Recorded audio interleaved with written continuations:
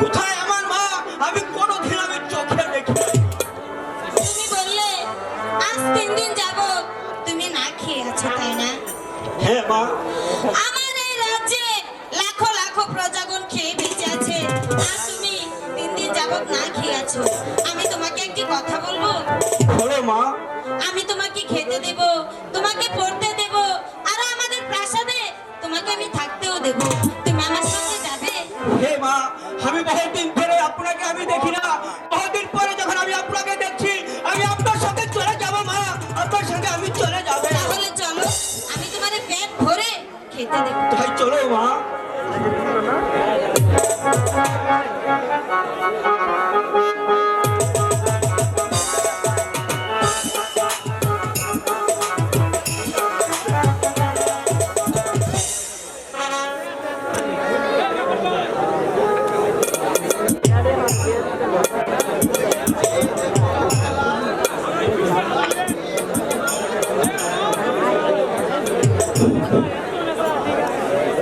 খোদার মেহেরবানিতে আর মণিভরের আশীর্বাদে মহারাজ পুত্র সন্তান লাভ করবে।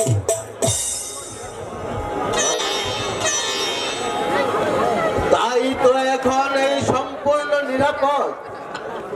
সত্যি সত্যি স্বামী, রাজ্যে আবার শান্তি ফিরে এসেছে, বোন জাহানার উপর পূর্ণ হয়েছে। কিন্তু এদিকে যে আপনি অন্ধ হয়ে বসে আছেন। আমি আবার কিছু অন্ধ হলাম রাহেলা? আমি যে তোমার কথা কিছুই বুঝতে পারছি না। তা পারবেন কেন? মা রূপবান যে এখন বড় হয়েছে, তাকে ভালো পাত্র দেখে শুনে তো বিয়ে শাদী দিতে হবে। ঠিক বলেছ রাহেলা। মাতৃহীনা মা তোমার দিন রাত শুধু কি যেন ভাবি। আচ্ছা রাহেলা, তোমার খোঁজে কি কোনো পাত্র আছে? বাহ, চমৎকার! এদিকে আমার স্বামী ঘরে বসে থাকবে আর আমাকে বলছে পাত্র দেখতে। বেশ, তাই চলো রাহেলা, দেখি কোথাও সৎ পাত্র সন্ধান করতে পারি কিনা। তাই হবে স্বামী, চলুন।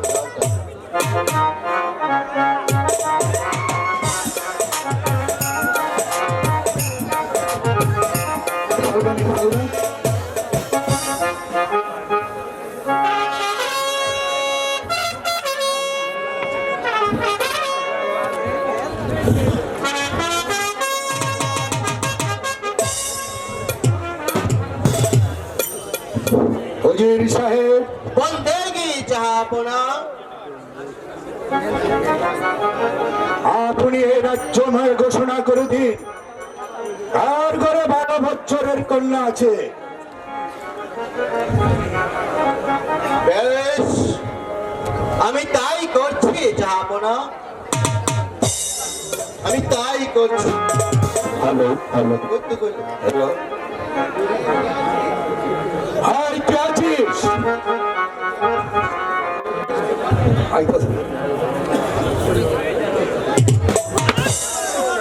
যাও, পরি হেরিমল বাবা জ্যোতিষকে রাজ দরবারে পাঠিয়ে দাও। চলো।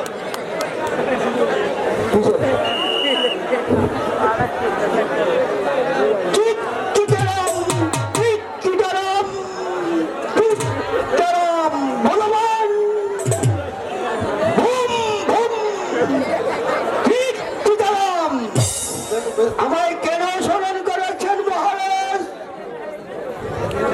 শোনো জ্যোতিষ, তুমি গণনা করে দেখো কার ঘরে 12 বছরের কন্যা আছে।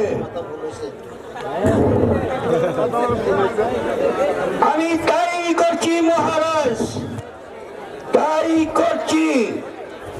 ঠিক চিতারাম, ঠিক চিতারাম, ঠিক চিতারাম।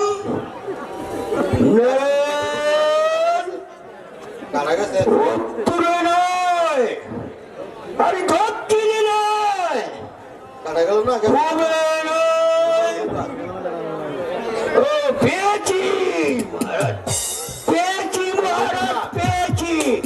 আমার আগে যাচ্ছে। শুধু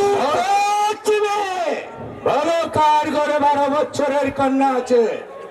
মহারাজ, আমি যে বলতে সাহস পাই না মহারাজ। তোমাকে আমি নির্ভয় দান করলাম, তুমি খুলে বলো। মহারাজ, আপনার উজিরের কন্যা মা রূপার আগামীকাল 12 বছর পূর্ণ হয়ে যাচ্ছে। তাহলে তুমি এখন আসতে পারো। যদি আমার বক্সি দিবেন না মহারাজ। খোদার উজির সাহেব, হ্যাঁ?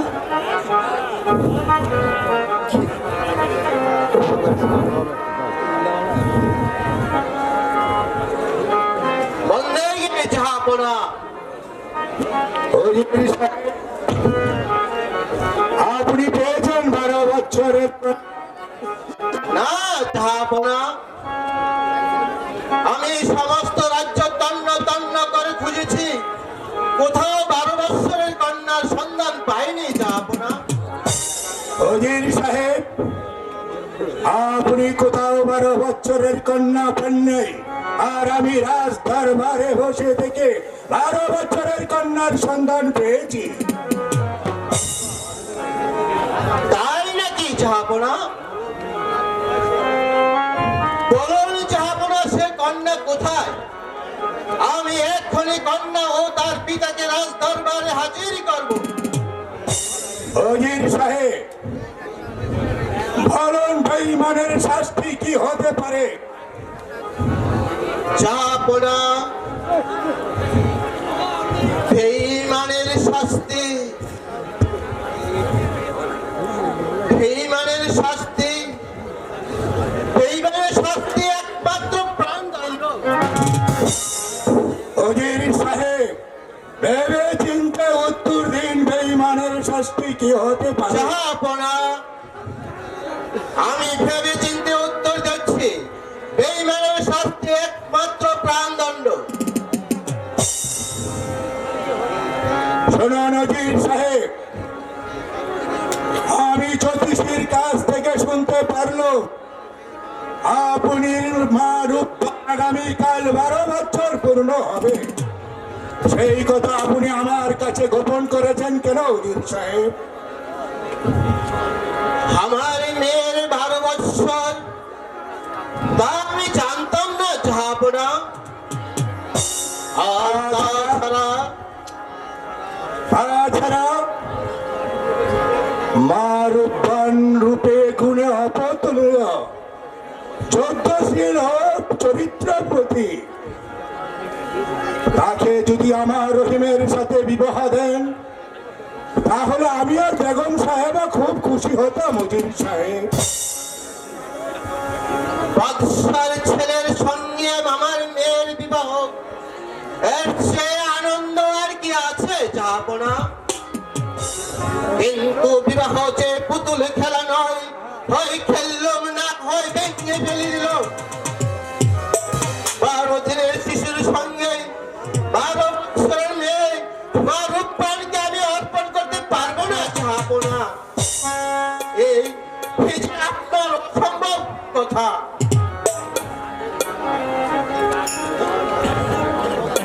আমার দ্বারা কার কিছুতেই সম্ভব হবে না, কারণ আমি যে তার জন্মদাতা পিতা।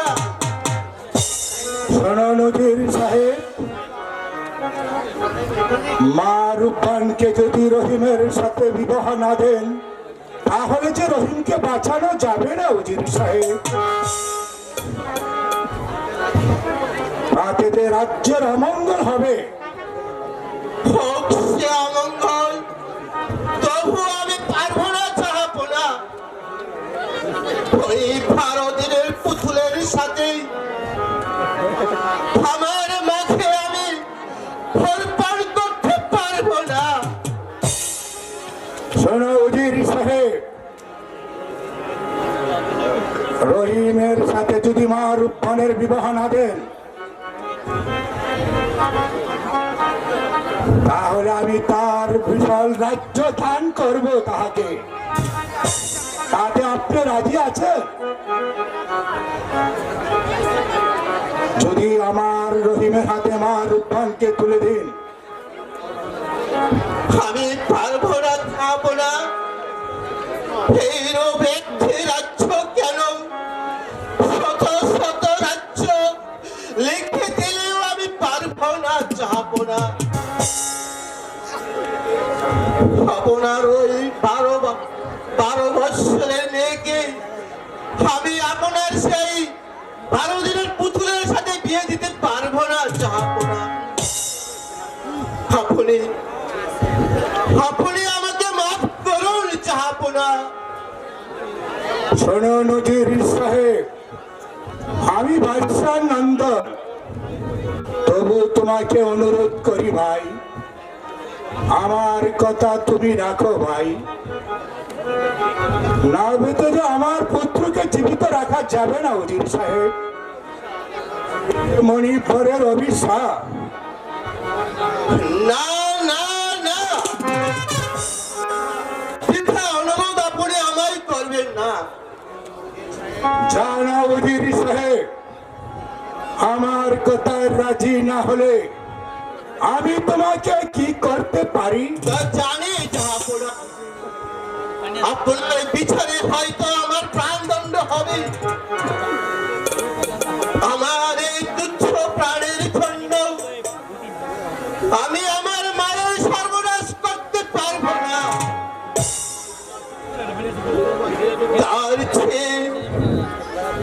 তার চেয়ে ওই আমার মাকে গলা টিপে হত্যা করে ওই নদীর স্রোতে ভাসিয়ে দেব। আমার কথা শুনবে না? না না না, আমি শুনবো না। এই কে আছিস?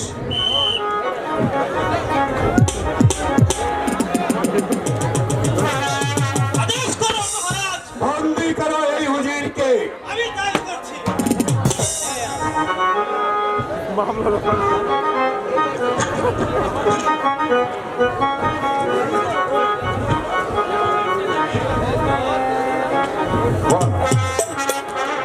যাবো না, যাবো না। আপনার বিচারে আজ আমি বন্দে, কিন্তু কিন্তু আমার একটি অনুরোধ,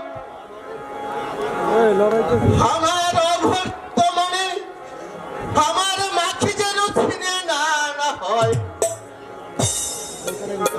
ন্যায় অন্যায়ের বিচারের মালিক একজন, আমি, তুমি নয় উজির সাহেব। এই নিয়ে যাও উজির সাহেবকে। আমি তাই করছি। ওনাকে কারাবন্দি করে রাখো।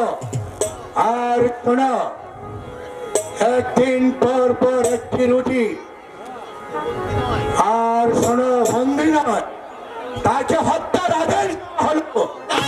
নিয়ে যাও সম্ভব হতে।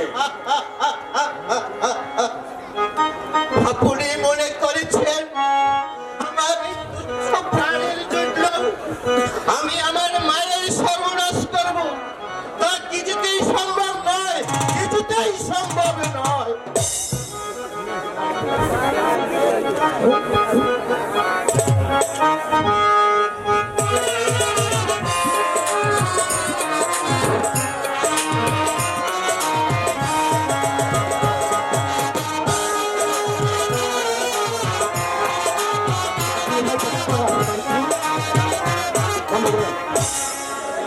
জলের ঘাটে বাঁশি বাজিল সখী, আমরা ঘাটি জলের ঘাটে বাঁশি বাজিল সখী, আমরা ঘাটি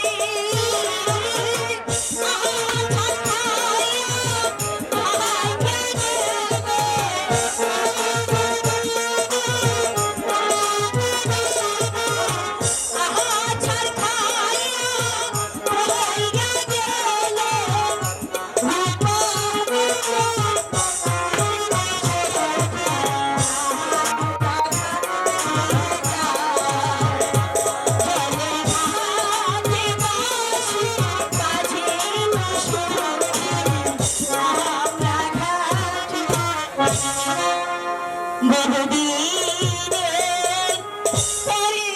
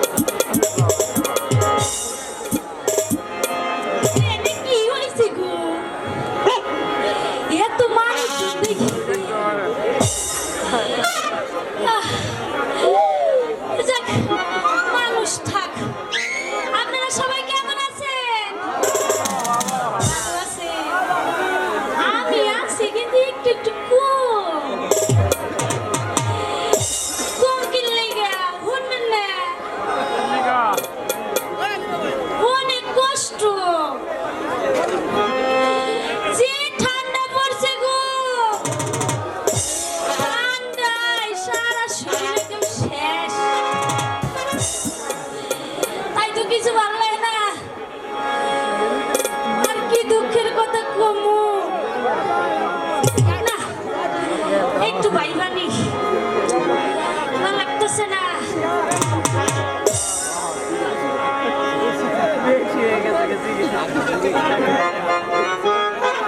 সারা পাড়া খুঁজতে খুঁজতে আমি হয়রান হয়ে গেছি। খারাপ আগে আমি না জিরা নই, বুইড়া মানুষ তো আগে একটা সিগারেট খাইয়া নই। আরে আমার দূরে দিবি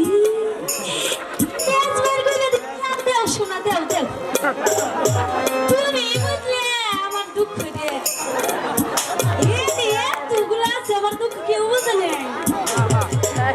খারাপ খারাপ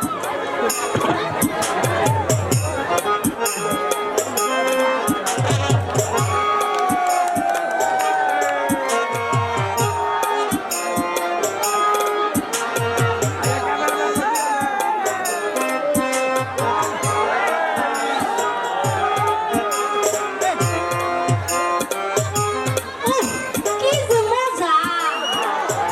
নেব শোনা তোমার মেস। খারাপ খারাপ কথা কই না। ও বাবা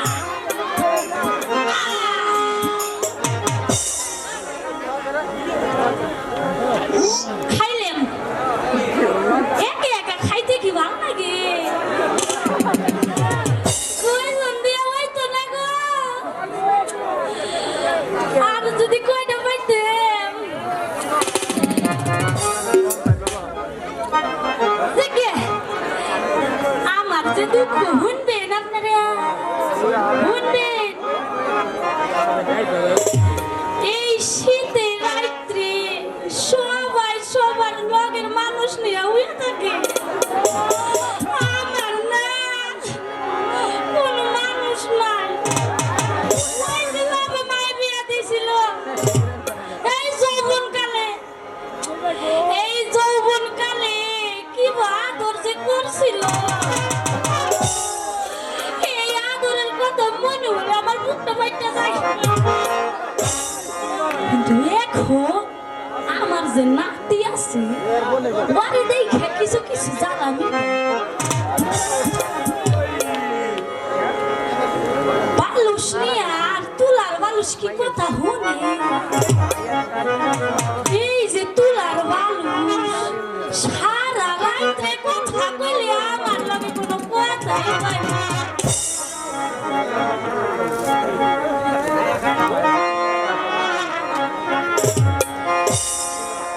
12 বছর হয় আমি আজকে একা, যৌবন হুগাইয়া কাং হয়ে গেছে গা। তাই তো আমি এখন গান গাই, শুনবেন? বলেন হে 12 না বছরে পুরানো তালারে চাবি দেওয়া 12 না বছর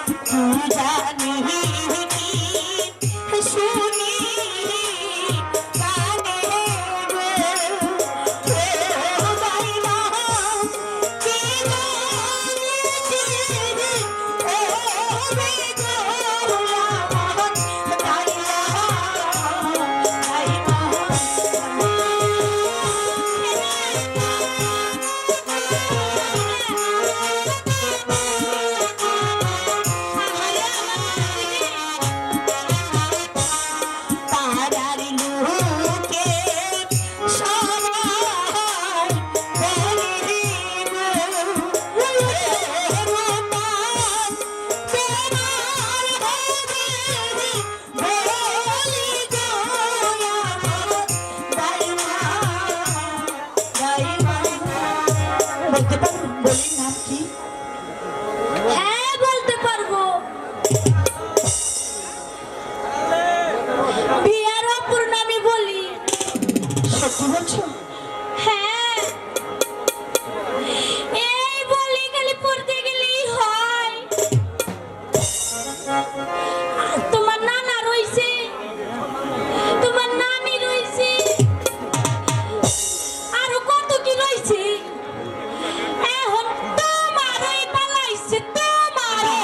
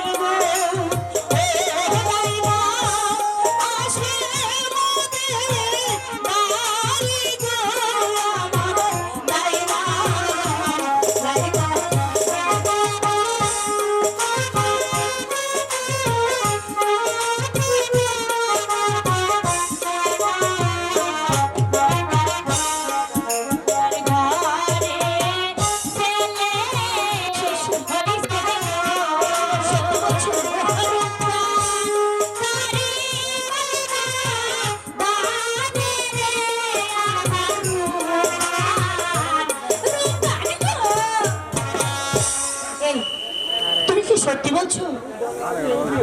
হ্যাঁ, আচ্ছা ওই দেখো কে যেন আসছে। তাই তো দেখি রে। তাই এখন খারা আমি এখানে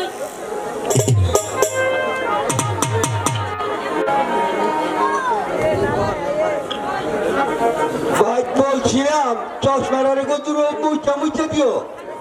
চশমাটা দিয়ে মুছে দেয় না নাকি? গোলা গোলা লাগে। আয়ু আয়ু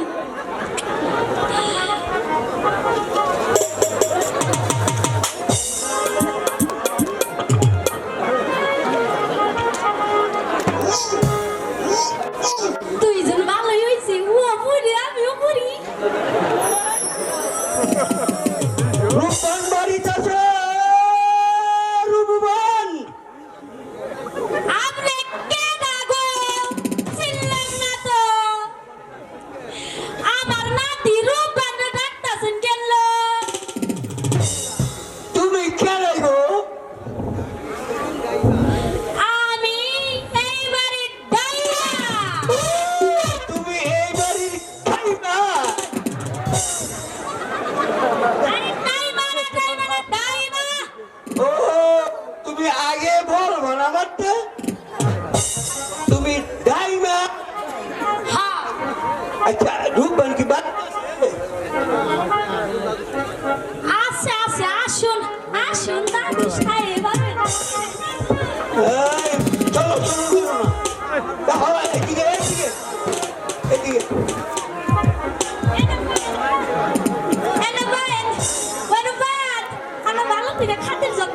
আসসালামু আলাইকুম দাদু। ওয়ালাইকুম আসসালাম। দাদু বলুন কিসের জন্য এসেছে? শোনো রূপবান, একাবর বাচ্চার 12 দিনের ছেলের সঙ্গে তোমার বিবাহের প্রস্তাব রয়েছি। তুমি তাকে খুশি মনে কবুল করো। একই তুমি আমার কথা উত্তর না দিয়ে তুমি অন্যদিকে চলে গেল।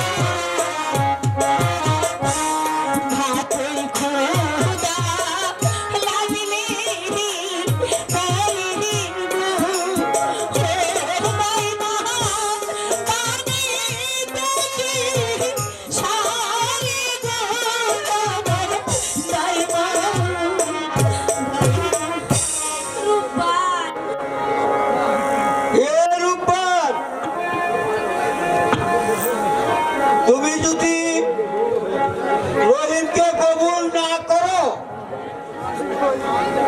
তাহলে তোমার পিতার প্রাণ যাবে। আমার পিতা কোথায় আছে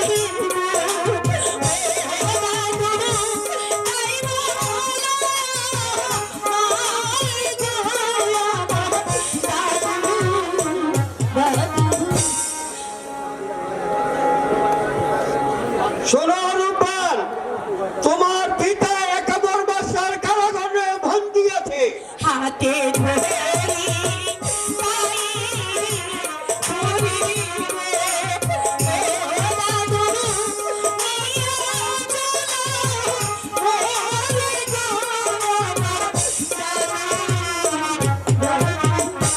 আমাকে তুমি নিয়ে চলো।